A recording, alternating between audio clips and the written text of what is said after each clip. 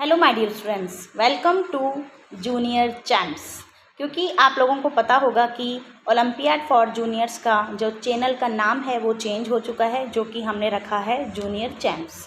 ठीक है, क्यों रखा है जूनियर चैम्प्स? क्योंकि चैनल का नाम ऐसा होना चाहिए कि जो सब लोगों के स्टूडेंट्स के मुंह में वही जो टॉपिक जिस रिलेटेड हम वीडियोस बनाते हैं उससे रिलेटेड होना चाहिए।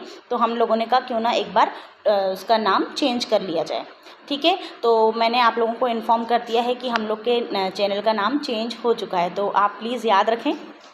तो चलिए, जैसा कि हमने एक प्रीवियस वीडियो में पूरे ओलंपियाड्स की जो टिप्स थी एंड ट्रिक्स थी वो मैंने आपसे शेयर की थी, बट वीडियो थोड़ा कम बन पाया था ड्यू टू सम रीज़न। तो चलिए उसको कंटिन्यू करते हैं। मैं 4th पॉइंट पर थी। 4th पॉइंट ये था कि हम बच्चों के लिए जो ओलंपियाड्स की प्रिपरेशन करवा रहे हैं उसका स्टडी मटेरियल कहाँ से कलेक्ट करें।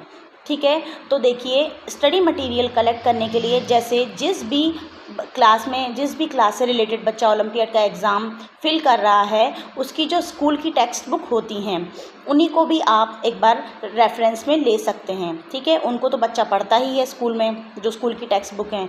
दूसरा, कई रेफरेंस बुक भी आती हैं ओलंपियाड से रिलेटेड, जैसे कि MTG की होती है, ओसवाल की होती है, और भी बुक्स होती हैं, टैलेंटेक्स की होती हैं, बहुत सारी बुक्स होती हैं। तो उनको आप रेफरेंस के लिए यूज़ कर सकते हैं, बट मैं आपको रिकमेंड करूँगी कि आप ओसवाल की बुक्स लीजिए। क्योंकि ओसवाल की बुक्स में एक अच्छे तरीके से डिटेल्ड एक्सप्लेनेशन है और उसमें माइंड मैप्स दिए हुए हैं, पिक्चराइजेशन एक अच्छे तरीके से, कलर मैच बहुत अच्छे तरीके से दिया हुआ है, जिससे बच्चों को पढ़ने में इंटरेस्ट आता है। तो आप उस बुक को परचेस करके, उसमें सैम्पल पेपर्स भी हैं, मतलब बहुत अच्छे तरीके से सॉल्व करके भी बताया हुआ है, तो आप लोगों के लिए वो बुक्स ज़्यादा बेटर रहेंगी। ओके, और तीसरा है, हम जो हमारा स्टडी मटेरियल है वो हम सैम्पल पेपर से कलेक्ट कर सकते हैं। अगर हम सैम्पल पेपर करते हैं तो हमारी प्रैक्टिस हो जाती है एग्ज़ाम में फ़ाइट करने के लिए, तो सैम्पल पेपर भी बच्चों को प्रैक्टिस के लिए बहुत यूज़फुल रहता है। तो चलिए हम नेक्स्ट पॉइंट पे मूव करते हैं। नेक्स्ट पॉइंट इज़, अब बच्चे की हम प्रिपरेशन जो है ना, हम प्रिपरेशन बहुत लेट करवाते हैं। हम लोग तब जागते हैं जब एग्ज़ाम आता है कि अरे हाँ भाई, ओलंपियाड का एग्ज़ाम शुरू होने वाला है, तो चलो बच्चों को एक बार बुक दिला देते हैं, दिखा देते हैं, पढ़ा देते हैं। अरे बच्चा का माइंड कोई कंप्यूटर थोड़ी है कि वो स्कूल की भी चीज़ों को अपने माइंड में रख लेगा, और ओलंपियाड्स का इतना जो टफ सिलेबस होता है उनको भी एट दैट टाइम वो बिल्कुल प्रिपरेशन कर लेगा। ओलंपियाड की प्रिपरेशन ऐसे नहीं होती हैं।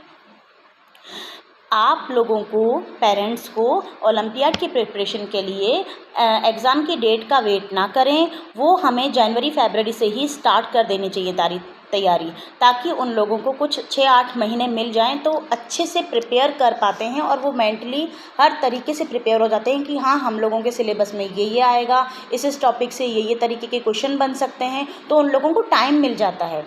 ठीक है, तो आप लोगों को बच्चे की प्रिपरेशन करानी है तो जनवरी-फरवरी से स्टार्ट कर दीजिए, एंड में ना जागे। ठीक है, अब अगला है, एक टाइम टेबल प्रिपेयर करना है। आप लोगों को बच्चों का एक टाइम टेबल प्रिपेयर करना है कि इस टाइम आप लोगों को बच्चों को पढ़ाना है, इस टाइम हमें स्कूल का होमवर्क करना है, इस टाइम हमें ओलंपियाड से रिलेटेड स्टडीज़ करनी है। ठीक है, इससे बच्चों का फोकस बना रहता है कि हाँ, हम लोग ओलंपियाड की तैयारी कर रहे हैं, और हम लोगों के दिमाग में सेट रहता है कि हमें इतना थोड़ा सा डेप्थ स्टडी इसके लिए करनी है, पूरा वो फोकस रहते हैं। तो टाइम टेबल ज़रूर शेड्यूल रखें। टाइम टेबल से बच्चों बिल्कुल मिसमैनेज नहीं होता है उनका टाइम का, और वो दिमाग से प्रिपेयर रहते हैं। ठीक है, नेक्स्ट पॉइंट है कि अगर आप लोग बच्चों को पढ़ा रहे हैं, जैसे कोई भी चैप्टर पढ़ाया, जैसे नॉन लिविंग थिंग्स पढ़ा दिया, ठीक है, तो यूँ नहीं कि बस चैप्टर का नाम देखा और क्वेश्चन करना स्टार्ट कर दिया, ऐसे नहीं। आप पूरा जो, जैसे कोई भी चैप्टर है तो उसका पूरा फंडामेंटल अच्छे से क्लियर करें, उसमें क्या क्या आ रहा है, उसका बेसिक नॉलेज क्या है, उसके टफ क्वेश्चंस क्या हैं, उसके मीडियम क्वेश्चंस क्या हैं, उनको हर तरीके से उस चैप्टर को प्रिपेयर करवाएं। उसके बाद उसके जो क्वेश्चंस करने हैं उसके बाद उस क्वेश्चंस पर आएँ। ठीक है, जब वो पूरा फंडामेंटल जीरो से लेके पूरा अच्छे से जब वो प्रिपेयर हो जाएगा तो बच्चा उसके सैम्पल पेपर्स को अच्छे से करने में सक्षम होगा।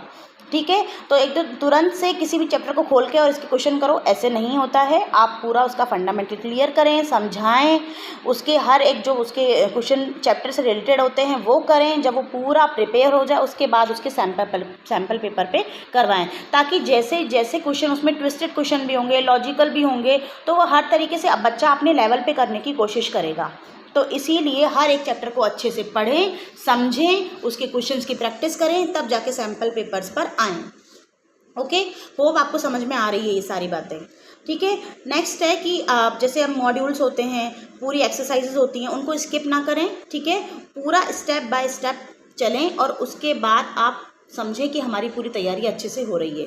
ठीक है, नेक्स्ट बात है कि रिवीजन, जो ये टर्म है ना रिवीजन, ये बहुत ज़्यादा ज़रूरी है हमारी बच्चों की स्टडीज़ के लिए। अगर हमने पूरा चैप्टर्स पढ़ लिया, जैसे मान लीजिए साइंस में 10 चैप्टर्स हैं, हमने पढ़ लिए, और अगर हमने उनका रिवीजन नहीं किया तो उस जो हमने पढ़ाई करी ना इतना, वो पढ़ने का कोई सेंस नहीं रह गया है। तो अगर आपको ओलंपियाड के एग्ज़ाम को क्रैक करना है तो आपको रिवीजन करना बहुत मस्ट है, रिवीजन बहुत ज़रूरी है। क्योंकि देखिए 60 मिनट का पेपर होता है, उसमें 35 से 40 अप्रॉक्स क्वेश्चन आते हैं। ठीक है, अब इतने क्वेश्चन 60 मिनट में क्रैक करना, और वो भी ओलंपियाड के बस की बात नहीं होती है। तो इसके लिए आप लोगों को एक्यूरेसी रखनी ज़रूरी है, स्पीड मेंटेन रखनी ज़रूरी है, ये सारी चीज़ें रखनी बहुत ज़रूरी हैं, क्योंकि एक लिमिटेड टाइम है जिसमें हमें उन क्वेश्चंस को क्रैक करना रहता है। तो इस वजह से आप लोग रिविज़न ज़रूर करें, ताकि हमें जल्दी से स्पीड के साथ, हम एक्यूरेसी के साथ उस एग्ज़ाम को फाइट कर पाएँ। ओके, नेक्स्ट पॉइंट है कि जब हमारी पूरी तैयारी अच्छे से हो जाए तो जो सैम्पल पेपर्स आते हैं, मॉक टेस्ट होते हैं, नेट पे सब अवेलेबल होता है, वो आप बच्चे को कराएं और टाइमर के साथ कराएं।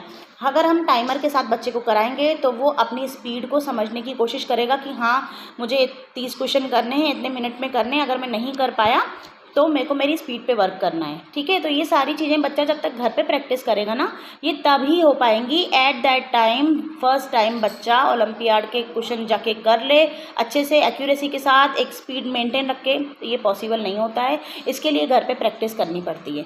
वो तभी हो सकती है जब हम पेरेंट्स हमारे बच्चों का साथ दें। आपको ये बात समझ में आ रही है? अगर इस बात से एग्री हैं आप लोग तो मुझे आप कमेंट में बताइएगा।